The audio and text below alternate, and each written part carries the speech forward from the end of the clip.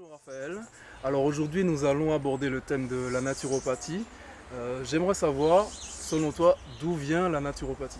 Bonjour Jean-Noël. Oui, la naturopathie donc, est une science humaine, hein, un art de vivre qui vient qui puise ses racines justement dans tout ce qui est la civilisation orientale, les civilisations amérindiennes, les civilisations aussi occidentales. Et nous avons un grand médecin de l'Antiquité qui s'appelle Hippocrate, qui avait posé aussi les bases de cette médecine, hein, en disant que ton aliment soit ton médicament en premier.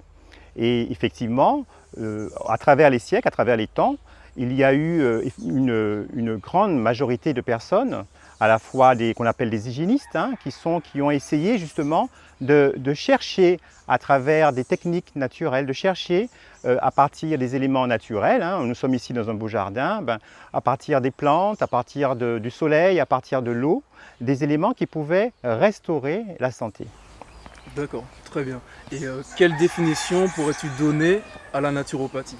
Alors, la naturopathie, comme je disais, c'est à la fois un art de vivre, une philosophie, puisque nous avons aussi une philosophie dans le sens où nous avons des concepts, et effectivement des concepts qui nous permettent justement de faire un travail dans le sens de la santé au naturel. Par exemple, nous parlons beaucoup de ce qui est le vitalisme, nous parlons de l'hygiénisme, nous parlons aussi de tout ce qui est causalisme, puisque nous supposons que effectivement les maladies ont une cause première. Nous parlons également aussi de tout ce qui est holistique. Donc la naturopathie est une médecine holistique, c'est-à-dire elle essaye d'étudier l'humain à travers différentes activités, à travers ses différents corps. Nous avons par exemple le corps physique que nous voyons, mais nous avons aussi ce qu'on appelle un corps énergétique, un corps émotionnel qui illustre toutes nos émotions. Nos émotions, la joie, la peine, la tristesse aussi. Et aussi, je parlais aussi de corps mental, le corps mental qui est aussi notre faculté de raisonner, d'étudier, de découvrir la matière. Et bien sûr, un corps qui est aussi beaucoup plus supérieur, qu'on appelle aussi le corps spirituel. Mais avant ce corps spirituel, nous parlons aussi de corps écoplanétaire, de corps, c'est-à-dire sociétal. Nous appartenons nous aussi à une culture, et donc particulièrement cette culture martiniquaise, elle va interréagir avec justement les déséquilibres que nous puissions aussi avoir dans notre organisme. Et le corps spirituel, effectivement, nos croyances, quelles sont nos croyances qui vont nous permettre justement d'adhérer à des grandes causes, d'avoir un cheminement particulier dans notre vie. Donc, la naturopathie, c'est l'étude de cette globalité des activités humaines. Très bien. Et quels sont les objectifs du naturopathe? Alors, je voudrais, avant de parler des objectifs, je voudrais dire que la naturopathie aussi, c'est la relation entre, dans la naturopathie, nous avons nature et pathos. Pathos qui signifie maladie. Donc, c'est comment soigner la maladie en fonction de la nature. C'est aussi ce chemin du retour vers la nature. Donc, à partir de là, on comprend très bien que la naturopathie a un certain nombre d'éléments qu'elle va utiliser pour aider la personne en difficulté, en situation de déséquilibre organique. Elle va aider la personne à stimuler les forces d'auto-guérison dans son corps. Alors, comment? Par l'utilisation de ce qu'on appelle les agents naturels. Et justement, autour de nous, dans ce parc, dans ce jardin merveilleux, nous avons déjà les éléments qui sont les plantes. Ça peut être aussi les fruits, les légumes, l'air que nous respirons, la lumière, le soleil. Donc effectivement, les agents naturels sont importants pour nous dans le domaine de la naturopathie, pour un naturopathe, parce que c'est avec ces agents naturels que nous allons travailler. Donc nous allons travailler avec les éléments qui sont dans cette nature, effectivement les plantes, puisque nous savons aussi par exemple que la Martinique a une richesse incroyable en plantes. Et il y a des plantes aromatiques, des plantes médicinales que nous pouvons utiliser ici en Martinique. Nous avons à foison effectivement le soleil, la luminosité. Nous avons aussi l'eau, les rivières. Et bien sûr, malgré les difficultés aujourd'hui que nous pouvons rencontrer concernant les problèmes de la terre, de la pollution des sols, mais nous avons aussi tous nos fruits et légumes qui ont des valeurs nutritionnelles extrêmement importantes. Et nous allons effectivement dans d'autres occasions présenter toutes ces richesses nutritionnelles qui sont aussi nécessaires pour le maintien et l'équilibre d'une bonne santé de la population. Très bien.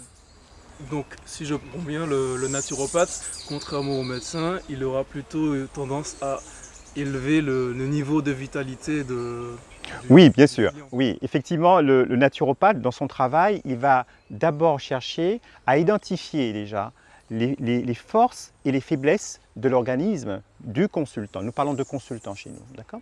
Et à partir de là, il va mettre en place ce qu'on appelle un protocole, un programme d'hygiène vitale qui va consister justement soit à relever le niveau de vitalité du consultant ou soit à maintenir.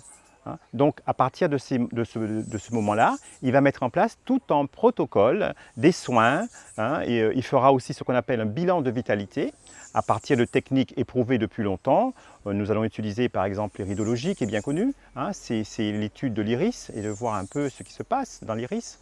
Nous allons prendre aussi la pulsologie, la prise du pouls, observation de la langue. Toutes ces techniques d'investigation sont en relation avec des pratiques traditionnelles de longue date. Donc pour l'instant, on ne fait que se réapproprier ce qui existait et le valoriser parce que dans notre culture, par exemple martiniquaise, nous avons ces pratiques-là plus ou moins. Voilà. Donc oui, le naturopathe va continuer en cherchant les causes de ces faiblesses et mettra en place effectivement 3 hygiènes dont nous parlons beaucoup. L'hygiène alimentaire, donc on va essayer de voir dans quelle mesure où il faudra apporter des corrections dans l'assiette et ensuite on va se rendre compte aussi que la personne a aussi un besoin d'être en mouvement, ce qu'on appelle l'hygiène physique.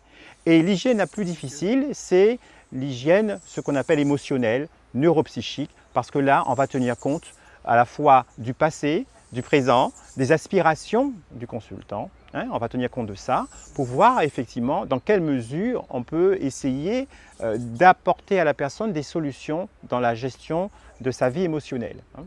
Donc vraiment dans la gestion des émotions.